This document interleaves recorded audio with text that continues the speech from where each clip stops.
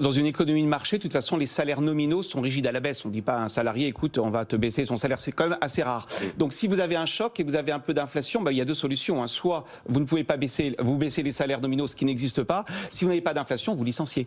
Donc si vous avez un peu d'inflation, vous pouvez lui dire je ne vais pas t'augmenter. En clair, ton salaire réel va baisser. Donc on voit bien, l'inflation, c'est un substitut à un ajustement par le chômage. Donc en effet, Philippe a raison, c'est fondamental d'avoir quelques points d'inflation. Ça va limiter l'ajustement du chômage à un choc d'offres. C'est les travaux d'Akerlof. Et puis secondement, et les études de Robert Barrault, très intéressantes, qui montrent qu'en dessous d'un certain taux d'inflation, alors personne n'est d'accord sur ce niveau, il n'y a pas de relation négative entre taux d'inflation et croissance. En clair, qu'on ait 2% ou 2,5% de croissance, ça n'a aucun impact à long terme sur le taux de croissance.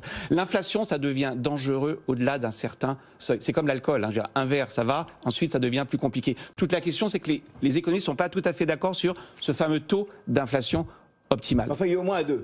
Et nous, on est très en dessous de 2. Donc, nous, on a de la marge. Ouais. Non, mais ce que j'avais jamais entendu, j'entends très bien ce que vous me dites et j'adore ce sujet. Parce qu'en plus, c'est un peu un juge de paix de la reprise, l'inflation. Si elle revenait durablement avec beaucoup le prix salaire, basta les open bars des banques centrales. Et M. Powell, en dépit de la pression de Janet Yellen, ne pourra pas éternellement laisser ses taux dans une fourchette de 0,025.